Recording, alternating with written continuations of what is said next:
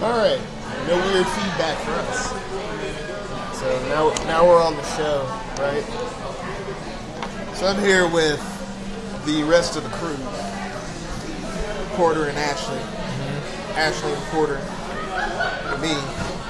I'm the producer. And there's no Ethan here because he's going to be in the play Spamalot. And he's got a pivotal role. Actually, I think it's just that everybody needs to be at tech rehearsal, so he's not going to be here tonight because they don't get finished till like probably midnight, according to Nuva, who is a friend of the Spartanburg little theater. Spartanburg, the show is going on from this weekend through next weekend, and tickets are like $23, $20-ish. It's totally worth it. I know a bunch of people are going to be in the play, and it's Spamalot. Spamalot is produced by the Monty Python crew. If you're familiar with Monty Python, very funny British comedy. So that being said, we're here at the lovely Growler House. They're always so kind just to let us use their space. And that's about it. We started a couple of friends of mine started a page called Upstate Plus here on Facebook, so go like that. If you're watching this and you haven't liked the Hubcast page, do that. And all that said, we'll start the show. So, welcome, guys. Hello. So to anybody who doesn't know them, they're the people who help make this happen. Ashley's my production assistant, and Porter is production assistant / gaffer. He's the gaff guy. And he's also a very knowledgeable filmmaker as well. So I guess we can start out by asking, how did you get into it? Oh, and aren't you a film student? Or at least partially? I'm a part-time student at USC Upstate, and I'm getting my degree in journalism and working with some of the production stuff.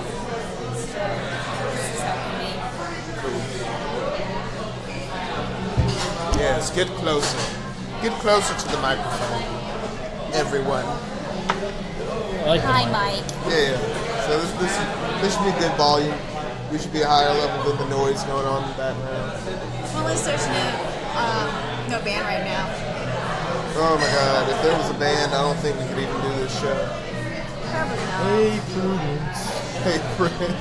Yeah, because they play the same thing every time they play. I like that song, original version.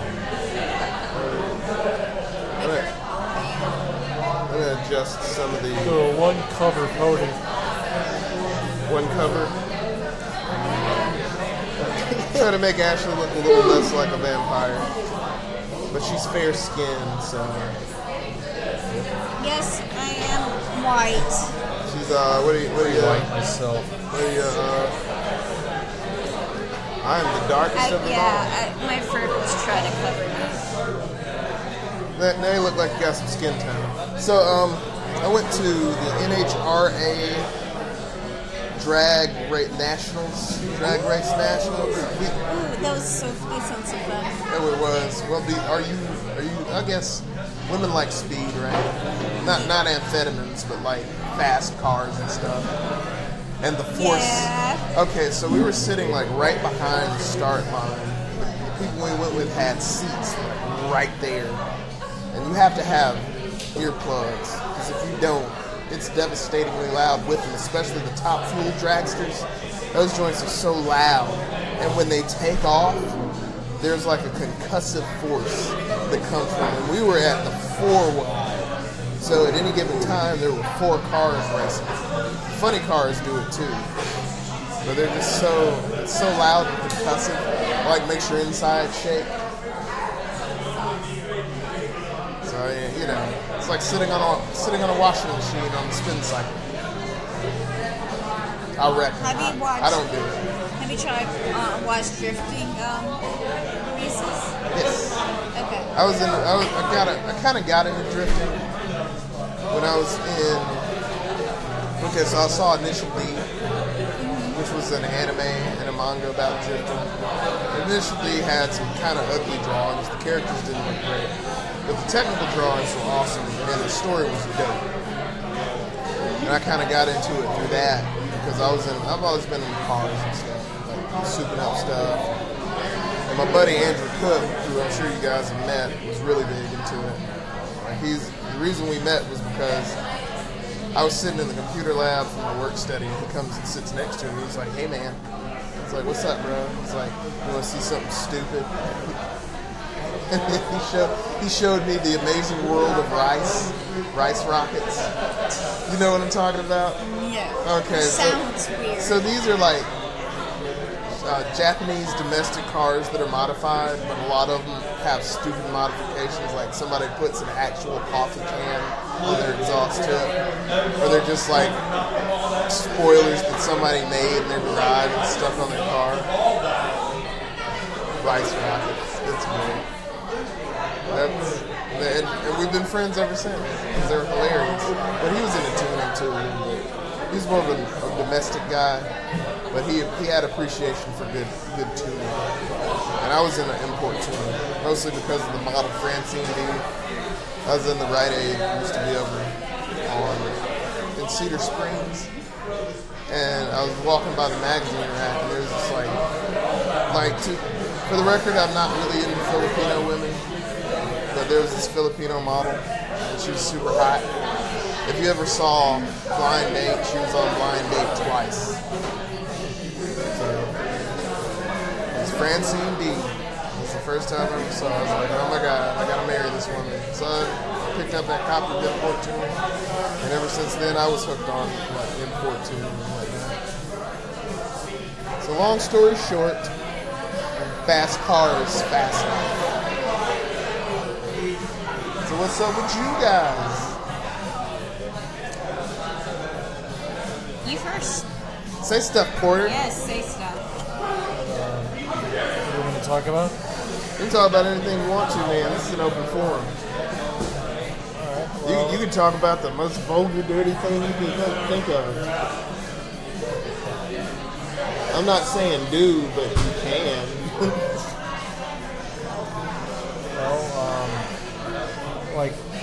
like Dennis said, I'm into filmmaking, primary editing. It's my favorite thing. I like to write as well. I want to get in the editing field. I want to edit for a living, ideally, hopefully. And I like to write as well, and I want to make feature-length films. I've been doing shorts. Okay. You showed me a film once. Did you have you finished it yet? I'm in the process of finishing it. You want to talk about that one a little bit? No, because I thought it was funny. I thought it was hilarious. Yeah, it was about a guy a realtor who's meeting with a friend / person trying to help. He was looking for a place to stay, and he was giving him a deal on a lease in a studio. Contingent that he was going to come up with a job and pay for it. Then he had like weeks to come up with a job and 2 weeks to come up with a job, and he wasn't, and he showed up and he was evasive, and it just come to the conclusion he doesn't have a job, and could he stay for free for a while, and one thing led to the next. And, that's staying on your shirt. Yeah. Not your shirt. My shirt's got a stain. Yeah, and the guy was a slob, like the friend was a slob, and yeah, like pretty much the joke was that everything was working out for the friend who was the moocher, but nothing was working out for him. His car declined, couldn't pay for lunch, and then someone in the place was offering him his friend a job, but, left him there, to his own devices. Okay. See, what I liked about that was like the contrast between the two characters. And even though it was a very short film, that you could see that interplay in their relationship. Yeah, you can tell they've known each other for a long time. Okay. And Mercury in retrograde would have play in it, which is the day when everything backfires that you think is going to go a certain way. I feel like that was yesterday. And that's ironically, incidentally, that's what happened in the film. But the humor is that this guy's moocher was used as an excuse of why he didn't find a job because he knew he was going to backfire. It's not a day where you want to sign a lease. Yeah. So, but yeah, I also draw and paint as well. Okay. I like to do that, like portraits. Portraits? Yeah, mostly. Of people? People, yeah. People portraits? Figure drawings. You mean like you draw a circle, and then you draw two eyes, and then like a smiley face? Try to draw it a little more realistic than that. It's pretty realistic. No. It's like graphic mark versus realism. Yeah. I've read a book. More of expressionist is probably my style. Okay, so you're like paint daubs of color. Well, you leave traces of the mark. Okay.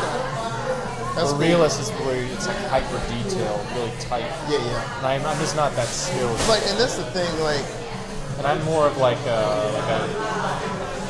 really like Baroque period. It's kind of my thing. yeah, I mean, is photorealism like the pinnacle of art, or is art the pinnacle of expression? It's all a matter of perspective. Photorealism is more of a newer thing these days. It's all a matter of perspective. I mean, I like abstract expressionism. I like Pablo Picasso. I don't like him. I like someone who's a part of that movement. Would Pablo Picasso be? I like Salvador Dali a lot and Magritte. And I really like Diego Velázquez from the Baroque period, who influenced Salvador Dali. He did like the golden ratio. What is? Did you watch Dali's and Disney's compilation between each other? Oh yeah. I didn't, but I've seen videos. It was unreleased. Yeah, it was prior to Did they, like- Disney. Okay. Dali's an interesting guy. I've seen him talk. Oh yeah. There was a He's very photograph. eccentric. There's a photograph of him with a cat. And he loved his swirling mustache. water. Yeah, that's how I know him. Because of that damn mustache. He also take pictures of his wife naked. Yeah, he also did a pic. He also did a. He did a thing. I think it might have been for Disney, essentially, where he had a bunch of naked people getting on top of each other to make a skull, to look like a skull. I think I've seen it. Yeah, I feel like it's I've sort of seen like an installation project type thing. Okay. He did a lot of stuff like duplicate type art that influenced like silkscreen, influenced what's it Warhol. Okay. So Warhol's chicken noodle soup or whatever, Campbell's soup can, that was inspired by Dali. Not necessarily the Campbell's soup can. Not it itself, but Not that the concept, type but the effect that he's going for, like the duplicate. Because Dali was kind of like the first mass-produced artist who made shitloads of money while he was alive. He started that trend. He killed the whole starving artist attitude. Killed it? I wouldn't say he killed it, but Explain. like remember, like artists before him used to make money after they die. Like, you know, that's when they were recognized. Yes. That was a stereotype. You know, they'd work their ass off. For next to no recognition in life, but after Yeah, life. but then they get discovered if they're lucky by a priest, like to make the Vatican, and just to do work because like the church was like the only way during like the Renaissance period. Priest got money. You know, that back then that was like the only source of education or anything back in like the medieval period, and even through the Renaissance. 1500s. And a lot of these artists, big time artists, got recognized by them because they're the best. They could document period. Oh yeah, art. and that's I like think my favorite artist is going to be Mucha.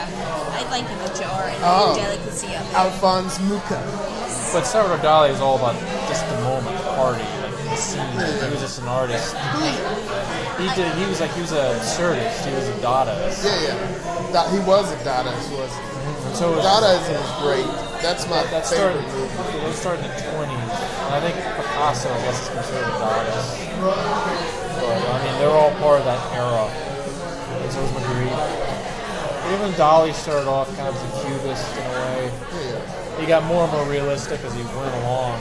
but he still was very conceptual, told a story, very symbolic and stuff. That's why I like him, because he combined the two. Okay, cool. Well, I'm a big art nerd myself. Maybe I don't appear to be. That's huge for me. You said Alphonse Mucha. I'm always trying to sell somebody Mucha. Mucha did a campaign for Zigzag, rolling papers. He was an advertiser. He changed the way advertisements done. Oh yeah, he's like the backbone of modern graphic design. Mucha, like he changed how advertising was done. When did he come out? Post Bauhaus during the Art Deco period. Right, 1930s, 1920s. Yeah, 1930s. Because Art Deco was after Futurism. I think he died during. He was in prison by the Nazis. He was in prison? Yeah, no, he was. Who was he in prison by? He died. He died during. Oh shoot! I was reading of him earlier. He was died by the Soviets. I think he was killed by the Soviets, and he survived during the Nazi era just by making more art. Alphonse Mucha's dope, but I like Rembrandt. Now, Rembrandt's not my favorite, but I like Rembrandt's like depiction in chiaroscuro. Chiaroscuro is my favorite technique. But Alphonse Mucha is one of my favorite artists, especially as far as graphic design is concerned. I mean, a lot of people try to copy and put it in like popular culture currently, anyways. I mean, there was a resurgence of his art maybe a couple of years ago. Like his art looked like vector work, modern vector work now. If you're not familiar with vector work, that's Adobe Illustrator or other programs. They typically have a file type that ends in SVG if they're not, if they're portable. So yeah, shop talk. So what do you know about art history? Did you have art history classes? I took AP art history in high school, but that was years ago. God, I failed art history 3 times. I like art history. That's the only reason I know anything. I like art history too. I just stink at it. I liked it. Bad at I need to history. remember. And I learned a lot about world history too as well. I remember we had to figure out which artist was what by the picture. Like we got random one.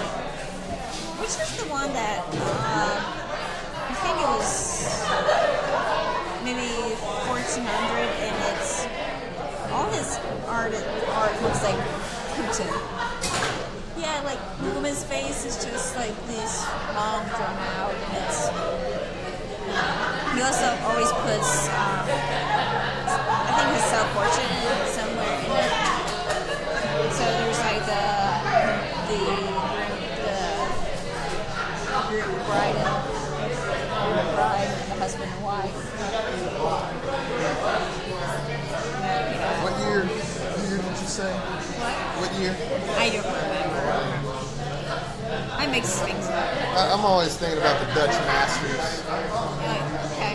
It's like, who did A lot of it I that? forgot. 'Cause that's a very well-known piece. I think recently they found an old Picasso portrait during his time when he was an art school. I think it was Picasso.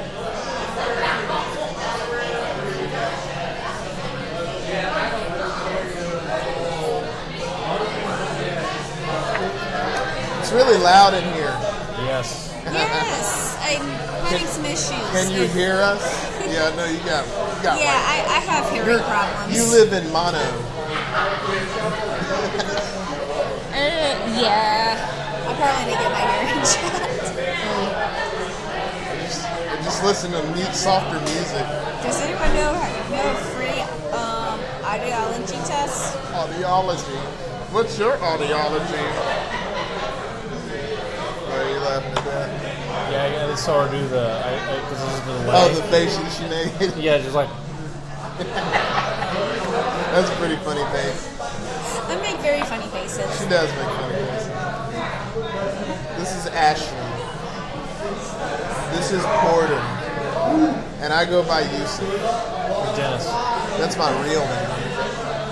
I don't care what you call me. This is how. Are you running away from the cops? No. Okay, so the reason I changed my name on Facebook is because there was a time when I was living life pretty sketchy and I didn't want people finding me. So they could like blow up my mail. But like, I used to change nobody blows up my inbox. Ever. I changed my Facebook name because my first and last name is the same as a former reality star from MTV. Who? Ashley Witt. Okay. Who's that reality? I mean, what show? Buck Wild. It was like running for one season. What is Buck Wild? Did you ever see it? No, it was like some West Virginians. So it was just another way MTV was trying to make money. So basically, it was just rednecks. Pretty much. Okay. It's really marketable these days. It's like Exploitate backwoods. rednecks. Have you heard of hip hop or southern rap or not southern hip hop, but like southern rap, like rebel flags and beer coasters, chewing dip, big trucks with big wheels, whole bunch of white people in the video, guns, shotguns. Yeah, the Georgia Boys, Minnie Finn, Georgia? Carl Dillon or something. Yeah, Georgia, Jawga or Georgia Boys. You heard of them, right? I've heard of them. Like, they're not bad. There's one named something Caddy or Caddy something or other. And they're alright. I'm not gonna lie. I found them kind of. Have you asked them why they have Confederate flags? Skull. It's like you see a dude with Skull Bandit on his jacked up truck. The Skull Bandit. You know the dip. Oh, Skull. S-K-O-L. Yeah. And you've seen the Skull Bandit, the logo. But now, the Don't Tread on Me flag Has it been co-opted? It's been co-opted by the Hicks, by the rednecks. That wasn't the case until like 4 years ago. Yeah, I heard about that. I was listening. It's a Gadsden flag. Gadsden flag. Gadsden flag. Yeah. Okay. It goes back to the Revolutionary War. Yeah. It was Don't Tread on Me was like their rallying cry or whatever, talking about the British. And it was it was against the British. They put it on the ship to go. I can't remember exactly what it was, but it started in Charleston. Okay. Charleston, South Carolina. On the other side of Georgia. It was just, I don't know. So yeah, these guys, I was listening to a song in Shakers, it was country music. And there was something like something, and then I got me a flag. It's got a snake and it says, "Don't tread on me." These were the lyrics, and it was a fairly modern song. I think it was pretty recent, like in the last 4 years. And it's funny that you mentioned that because I really made a mental note of that. I was like, what's up with this? So you just found out about that recently? Yeah. What about hip hop? I don't know about the Don't Tread on the. You hadn't seen that around? I've seen it. Okay, there was this old man, and this was about 2 or 3 years ago. He's an old gentleman though. He's like an old kind of a redneck, but not quite. But he had one on his truck, and like one day the dogs were fighting because we had some pit bulls living on our yard, and they got into it, locked up or whatever. And the guy pulls up. He's like, "Hey, I'm gonna tell you how to get them dogs off." He's like, "You don't want to fire no gun. What you want to do?" He's like, "And you don't want to try to put your hand in there, because you know it might bite you. But what you do is you just get you the hose and you wet them down real good." And it worked. It worked because I had to do it later, and it worked. But your boy was all like, he had that flag on his truck. He had to have been in his 70s. Gadsden flag? Yep. Don't tread on me. That's why I remember. It was a red truck and it had that flag on it. That dude was cool. But that area was redneck. It's Una. It's the hood.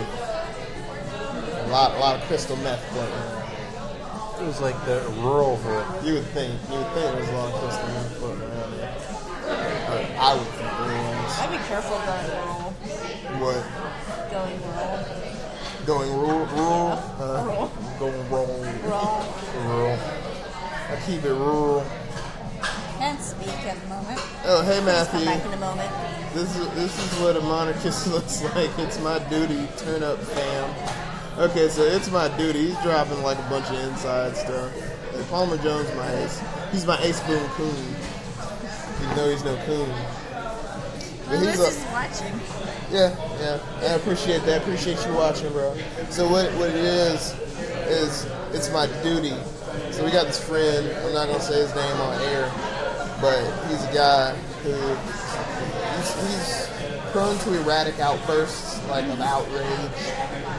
And apparently he thumped the dog on the nose and the dog snapped on him. It didn't bite him, but the owner was like, hey, you shouldn't have thumped him. And his response to it is, it's my duty to kill babies.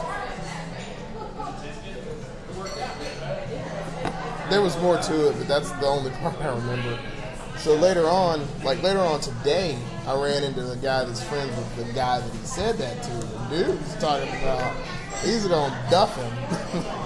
Like he's really heated about that. But you know, that's how people are. Some people just hear things they don't like, and they take it some kind of way. Take it some way. I'm not like that so much anymore. I'm a much kinder, gentler person. So what was that post you made today about being accusing someone of being ageist? I didn't accuse her of being ageist. I said her statement was ageist. It was an ageist statement. I was told. Okay, so I posted a Snapchat last night. Snapchat follower, a mutual friend, was like, "You're too." I hate to sound judgy, but you're too old for that. I was down at Main Street, USC had graduated, so I did a Snapchat. For whatever reason, I was possessed to do a Snapchat, because there's a song that goes, "Bitch, you got me fucked up." And I got my homies on Snapchat too. And that's what they do. I've seen them do it, so I was doing it. And then the girls were like walking up. And I was like, well, if they want a Snapchat, I'll put them on Snapchat too. So I put USC graduates. And then she told me I was too old for that. So apparently it appeared that I was creeping on young women who were much too young for me. So I talked to her about it yesterday, and we got into a discussion, and I just carried on the discussion. Discourse is the best word. And through that discourse, I thought about it a lot, because criticism from people I care about is one thing. Like criticism, if I don't care about you, your criticism means absolutely nothing to me. But if you give me legitimate criticism, like if one of you were to criticize me, I would think about it. So that was all that was. But I was like, I talk a lot about social programming and social norms, and to me, that judgment was the enforcement of a norm. And whereas it works, like her criticism is legitimate, but for me, there are certain norms I can't conform to, because if I were, they would put me in a position where I wouldn't be able to live my life the way I would like to. And that doesn't mean that I don't listen to anybody. It just means that it would put me in a position where I would feel insecure, if that makes any sense. Because like the idea of social norms is like, say there's me and I'm broke, or I'm homeless on the street, and then there's a guy who's like 6'2" and has a bunch of money and a career or whatever. You put us together in the same arena, say in a bar or a club, seeking the companionship of young women. Socially speaking, the 6'2" guy has the advantage, because he's got money, he's got material things, and he's got he won the genetic lottery. And then there's me, some dude off the street, not a dollar in his pocket. What is it that levels the playing field between us? Certainly not that type of thinking. Because if I just put myself out, I will never achieve that goal. But if I were to ignore that and go with what I know, which is that people are engines of emotion. then that may give me an advantage over him, because given what he has, he also hasn't had to go through tough things. You know what I'm saying? And this is strictly for the example. So he's probably not accustomed to like being affronted personally, and society makes a way that he doesn't have to deal with that. But if I were to try to approach a woman the same way as this guy, then I would get all this blowback, because you're not supposed to be able to approach like this guy because you don't have anything going for it. Does that make sense? Sure. So that's all I'm saying. I can't rely on social programming to lead my life, because it's not for me. You know what I'm saying? Because that girl that was responding to you seemed pretty serious. Oh yeah, she's serious. They seemed pretty like almost offended. Well, People get offended. because of how I am. Like knowing what she knows about me. If she were to put if anybody was to put themselves in those girls' shoes, and what she thought was going on was what was going on, then yeah, it'd be a bad thing. Because it'd just be some old dude creeping on innocent, unsuspecting women, which is what she clarified upon later in the discussion. And I totally agree with her. But my intentions are never to creep anybody out. I'm not going to foist anything on somebody that they don't want or are asking for. And I hate to use the words asking for, because those are trigger words, if you understand what I'm saying. But, long story short, we resolved that issue. I got some cool affirmations from it, because it put me in a way when she came at me. Like, I was like, it bothered me. And it kind of seemed like it bothered her too. It probably, like when I get in that state, I'm usually trying not to like go off, and that energy builds, and that's just like, and she probably wasn't trying to hurt my feelings. You know what I'm saying? So there's that, and I wasn't trying to be offensive, but I have to say my piece. I have to speak my mind. But I respect her. That's really the whole thing. And the only reason that any of that went where it did. But yeah, it was pretty good internet drama, was it not? It seemed like it was getting there. Yeah, well, it was there. That's how it started. It wasn't a screaming match. It was just no. It seemed like there was some heat. Well, she's a reasonable person. I'm a little bit reasonable. That's some reasonable sense. Yeah. I thought we got some things accomplished. I think we were both able to speak our piece. That's one thing you and I have in common. We get sleepy early. Do you? Did you Are say you sleepy? I was sleepy. I am not a night person. Oh, Yeah, man. neither. I was sleepy at like 4 yesterday. It was good, but I'm going around 9 or so. I start to dip. Like dip. Do you want me to do that? Do the shenanigans. She's like, when I get sleepy, I start dancing. I can't help it. It's lit. It's lit, fam. Do the dip.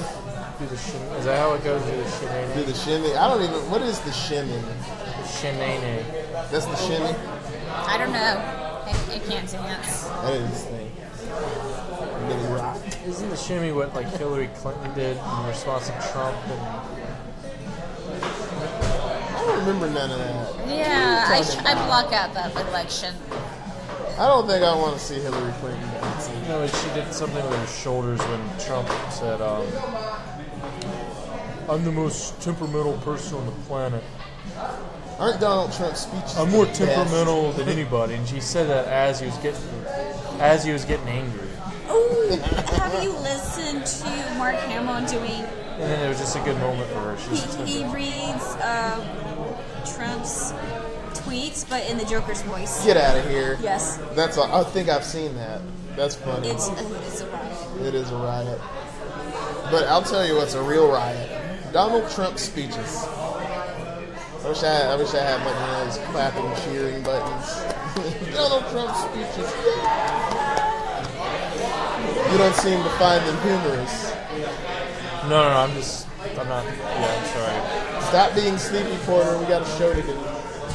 Yes, tickle him a lot. Donald Trump, yeah. You Donald Trumped out. Trumped out. Yeah, We got a couple more years. Yeah. A couple more years. I mean, as far He's as only like, been in office for like 100 days. it feels like 100 months. Feels like 200. He did drop the mother of all bombs. That was kind of cool. Apparently, that was a JCSF, the Joint Chiefs of Staff, JCS decision. So, if you don't know, the mother of all bombs had a precursor called the Bunker Buster. It's the same tech, but instead of exploding above ground, it sends a charge underground and then it explodes. Yeah, I with knew the same about payload. that. He did that a while ago. He did that in Afghanistan. Yeah, they did that a long time ago. It's been many years. No, I mean since that was many deployed. days ago. I mean, he didn't just do that just recently. He did that like a couple weeks ago. Talking about dropping a bunker buster. Yeah, he did that. He did that in order to like blow up the underground ISIS. No, that was the Moab. That's Moab. Moab, they dropped on the top towers on the surface, on the tunnels. But They collapsed the I tunnels. think that was the bunker thing too, though, wasn't it? No, the bunker buster is the same tech. But it was like the mother of all bombs. It was the bomb that was like the most powerful bomb, closest to a nuclear weapon. Yeah, he did that. that's Moab. He didn't do that too long after he did those 50 missiles. Yeah, those are cruise missile launches. Cruise missile launches In in Syria. Yeah. Apparently, I saw an article that said that Russia now backs us on Syria. On attacking and bombing Syria. On just whatever. I don't know why. I don't We're understand. supporting the rebels while Russia is supporting the government.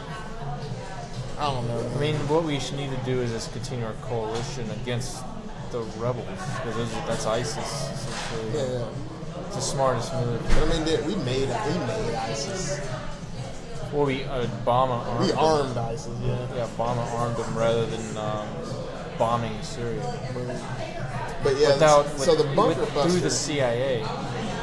Without congressional approval. Let's not talk about the CIA. The CIA, according to people I know, are a bunch of scumbags. Yeah. Almost as scummy. They're scumbags, the CIA. Almost as scummy as contractors. Scumbags. Most government beings or Talk entities about are. alphabet agencies.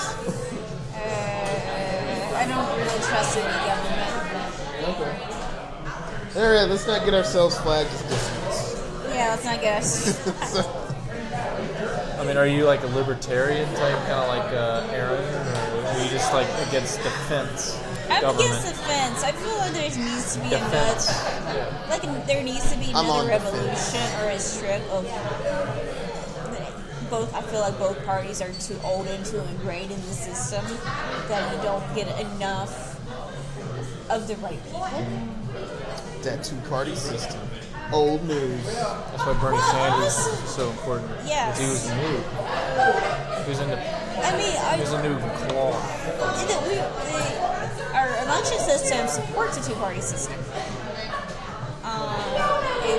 If we were able to change that, but we're not going to change the election because no one wants that. Was it? Oh, I forgot what election we have.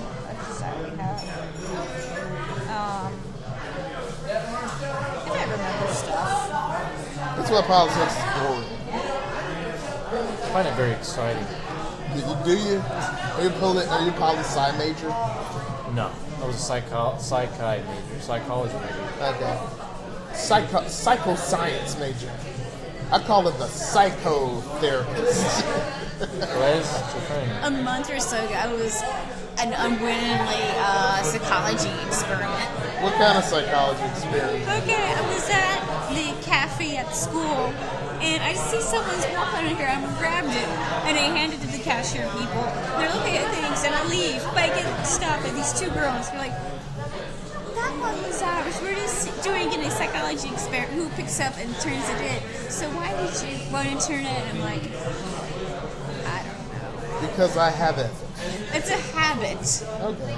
That's a good habit. I turned it in and it was a habit and other stuff. And I'm like, okay, I was just someone's guinea pig for a moment. Yeah. Social experiments are like that. Yeah, so they're interesting. It's depending on how far you have to take the social experiment, though. Yeah, it can be pretty crazy. I think everyone trying to do them now in ways that seem kind of stupid and irrational and might get yourself hurt. Are you talking about like those prank videos where dudes run up into the hood and like say foul things to the black people and then they get beat up? Dude, it's just a prank. It's just a prank. Fist flying across his face. Know what I'm saying? Of course you don't. So I'm gonna tell you, prank shows. Punked. No, like Right. on the internet, on Like the extreme prank like shows. Twins TV or whatever. You familiar? No. You savvy? You gotta know. But punked? Like cranking. Punked is fine. Punked is great, but it's like there were guys that for a little bit did prank videos where they would go into the hood. And like my favorite one is the dude who's like, hey man, I just need to get down to like West Street and could you tell me how to get there from here? The dude starts giving him directions and he's like, hey, don't ever tell me what to do. And the guy's like, okay. And then he's like, can you show me how to get there from here? And the guy's like, well, you go down there and you take a left. He's like, no, hey, don't ever tell me what to do. So he kept changing his mind. And by the third time, like by the second time he did it, Sounds dude, like someone who's a borderline personality disorder. well, dude he was asking for directions, like squares up on him. He's about to pound him into the dirt, and then his friend grabs him. He's like, stop, man. You don't want to beat him up. And he's like, oh, you're on a prank show. It's a prank. There's the camera right there. It's so mean-spirited, bro. It's like, it's terrible, man. These kids just want to get hurt. My other favorite was where they go, like, challenge somebody to a fight. And he's like, oh, you want to get down? You want to go? And then the dude squares up with me, rips his pants off. He's, like, wearing a banana hammock. And then he tries to, like, hump him. And the dude's like, they go from wanting to fight to not wanting to be touched. It's pretty funny. So here, let me do something real quick. So speaking of psychology, have you ever heard of NLP? NLP? Yeah, I know you have. We talked about it. Milton Erickson. Yeah. I've heard of it. Okay. So one of my favorite things to do is simply a question. What is your passion? My passion? Film? And when you do things that are film related, how does that make you feel? Makes me feel accomplished. Creatively channeled. And what does that feel? And what does that feeling of accomplishment do for you? How do you feel that it helps you in the long run? It helps me on Snapchat. No, it helps. I don't know. It advances my artistic ambition, writing abilities and ability to edit, and just confidence. Okay, so It reaffirms what I already knew. Okay, so you get confidence from the growth that these activities give you. Yeah. So basically, anything that makes you feel that feeling of accomplishment, that sense of confidence and growth it could be anything, and you would still feel like you were getting what you ultimately needed. Yeah. Right. I mean, that's all there is to it. Like, you ask somebody that, you elicit their values, and then I could take that and apply it to something else. Like, I could use it I could anchor with it. Like, you give somebody that, you can take it, and then you can, I don't want to say, control is not the word. I mean, it could be used for purposes like that. But what you can do with it is you can take it and, say, create a button that is able to impart or elicit those feelings in you, at any given time, and you can access that anywhere at any time. Isn't that cool? I think it's cool, and that's what it is. That's what an LP does, and it's not really so much what you do to other people. It's always about what you do to yourself. So I mean, anybody can take that and create a better life. Like remember, I asked you what your passion was earlier. What's my passion? Yeah, what's your passion? I don't remember. I was just asking. That's a hard question for me. I guess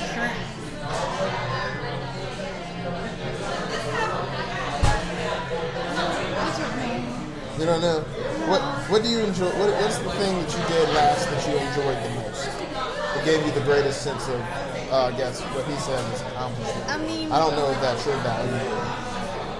the greatest sense is every time I buy a new book and start reading it, I get a good high. Okay. I don't think it's like a work passion, but I just like. Well, you really enjoy it. I enjoy it.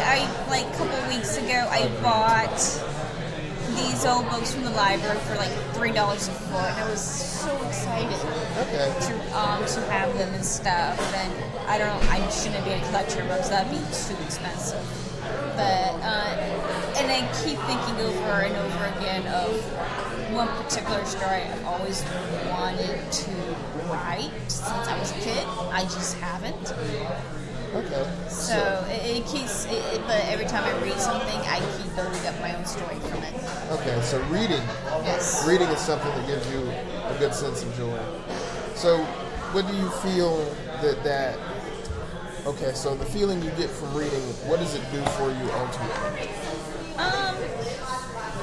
When I read, I get the sense I get someone's past. I get how. And they're also their own imagination and stuff. I mean, I just bought a book the other day about the history and some interviews about women in comic books and how they either changed how they came about their history and what they're currently doing today. And it was funded by the Comic Book Legal Defense Fund, which is a non-profit legal program for people who sell comics, artists, underground artists. Also, they protect books who are challenged to be banned from libraries or ban pages of the books. They help with that, and I was reading that book, and about what they were doing, and I feel like every time I pick up a book, I pick up the own author's sense of joy of how they write and stuff, and I try to see their view of the world through their writing.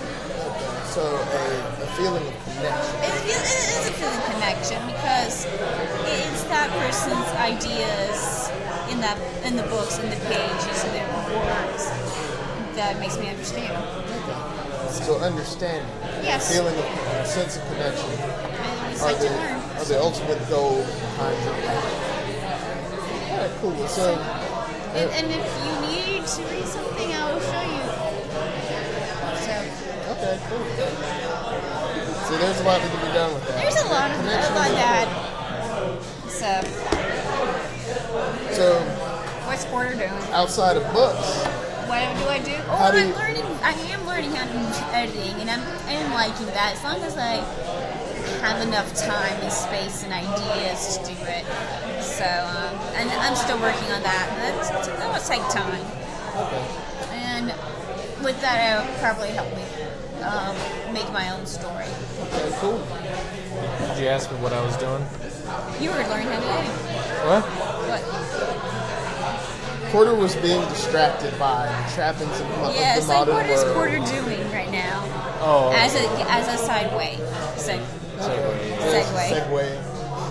Let's get all up into our headspace. But yeah, no, it's cool, man. I mean, that's just like that's one of the things that I've been doing recently because it allowed like the sense of connection. I feel a sense of accomplishment when I'm able to make a connection. Do it. Kind of a corny answer, isn't it? Corny answer to what? To the question you asked me? No. There are no corny I didn't answers. think it was corny. Good. Because It wasn't. It I was, like it was corn. important because it was important to you. We're going to have corn tortillas tomorrow. Oh, we are. Yeah. Okay, so my buddy was telling me, he was talking about the biggest difference between like American Tex-Mex and like the New Mexican and like West Coast style. Yeah. Baja tacos. It's like the type of tortilla. They said I think there's more corn tortilla. Well, corn tortilla is enchiladas. That's the difference between a burrito and an enchilada. A burrito is flour, and it's like wrapped. You know, like stuffed and wrapped. Yeah. Chimichanga is just wrapped up. and chimichanga's fried, and enchiladas is corn, and it's rolled. That's the difference. Yeah.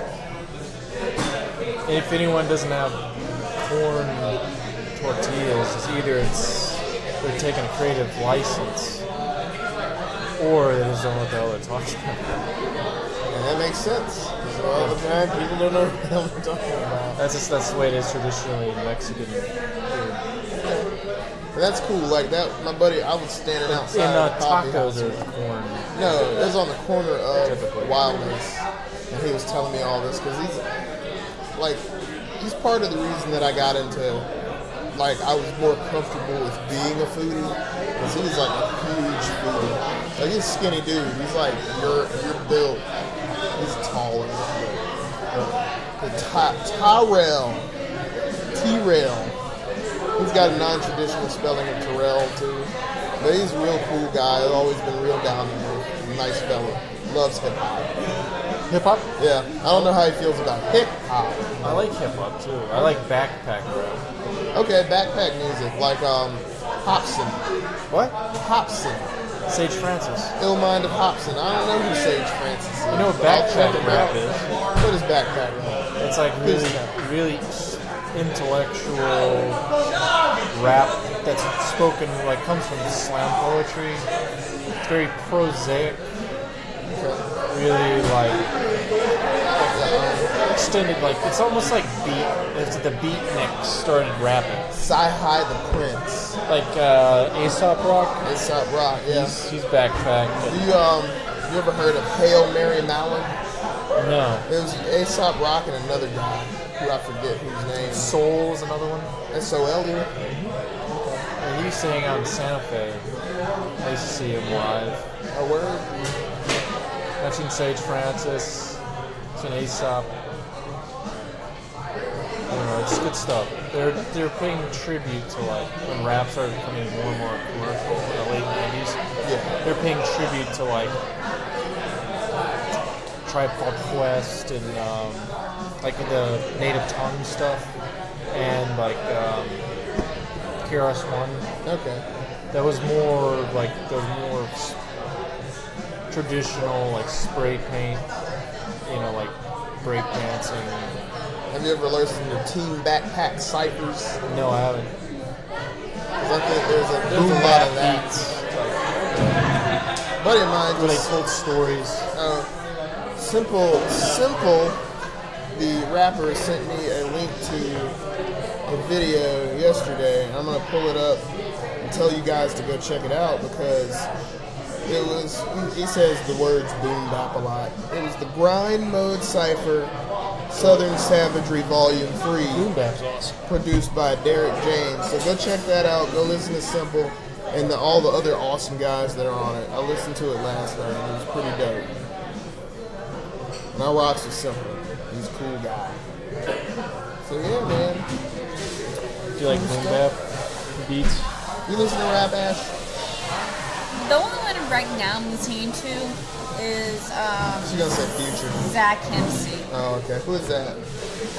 Technically, you listen to some of his songs and commercials. He makes trailer and commercial music, but I've been listening to most of his rap songs, and he says he's also partner up, I think, with Trailer. That he does the library music for trailers for production companies, so they can use it before with trailers if they don't have the final music in for the movie. Okay, so he does placeholder stuff. Okay, that's cool. And you know he's paid, because that's a niche. It's a heck of a niche. So, no, I've been listening to him. I really like this one song called "The Runner." Okay. So, and yeah, I tried rap. Do you? I tried, yes.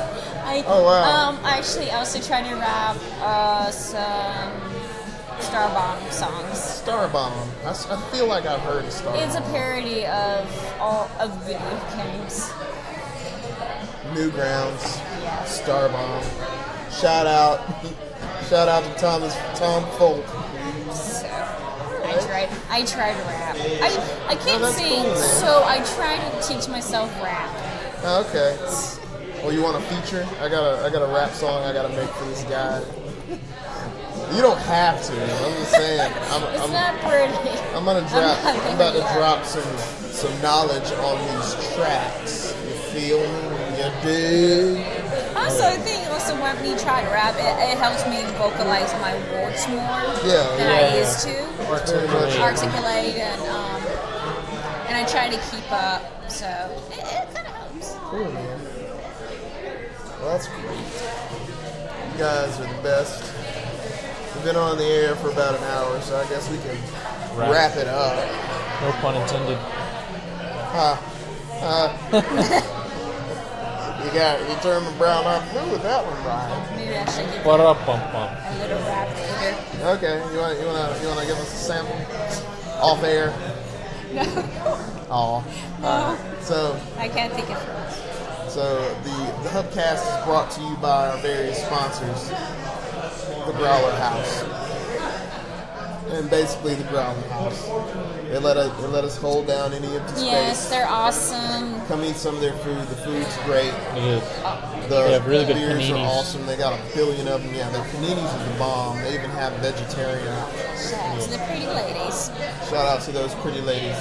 I would show you, but I don't want to get up. You don't want to be accused of being too old. You're too old for me. I'm too old for anybody. You're like 5 years older than me. I'm so old. You're actually not much younger than the girl. No, I am not much younger than you. Well, I was being sarcastic. no, you're fine. It's just I went into a place. I went to a place. No, like on a closing note, I'm just mad and insecure about weird things that no human being should be insecure about. We're all insecure. I know, but I'm just saying I'm working through like the weird ones. Not like generally insecure, Right. but like there's just little stuff I got to deal with. And I've picked up a lot of tools, and like interactions with friends, especially the more terse ones, like the one that you witnessed today on the Facebook, have helped me. Helped me worlds more than like innocuous advice from parents. Not to say that I haven't gotten good advice from my loved ones, but just like now, at this stage in life, these are the things that help the most. Shout out to the Growler House. Shout out to you guys for helping this show run smooth. Because these are guys, you don't get to see them too much because they're typically behind camera. Yeah. Ashley helps keep things running. Porter helps me with the technical portion, especially. And he's a good filmmaker, and he's a great filmmaker in his own right. Appreciate I that. haven't seen any of Ashley's work, but I've heard that she's passed her classes I'm passing my classes. with good grades, not just like barely getting by. She goes on dates with really smart people. Does she? Or is that was that a joke? That's a joke. Like, No. Well, I mean, Anyway, not to call her out on air. no. no. It's been like years though. With that. Nah, she's pretty cool too. If you ever need any help, if you ever need any production assistance, these two are typically available. Just don't do it when I need them. conflicting. I will Schedule stop. conflictions. Anyway, see you guys next week. Ethan's probably not going to be here, so if you're looking for him, look for him the week after next. Go see Spamalot. Spamalot's dope. Come to the Growler House, eat their food, drink their beer. It's located on what is this? Church Street, South Church Street. I think so. It's Yeah. like right on downtown, Right across from Martin Square. Yeah, right across from where Music on Main is. The embassy. What's that? The Embassy Stay building. Yeah. I don't know. It's not it. Right across there, right behind Groucho's. If you know where Groucho's is. Anybody you guys want to shout out? Anybody notable? Extended stay. Extended stay, not extended stay. Is there anybody you want to give a shout out to, Porter? Anything you want to promote? Nothing at the moment, no. I'm Sage Francis. Sage Francis. And Tulsi Gabbard. Tulsi Gabbard, vote for. Sabaton's going to be...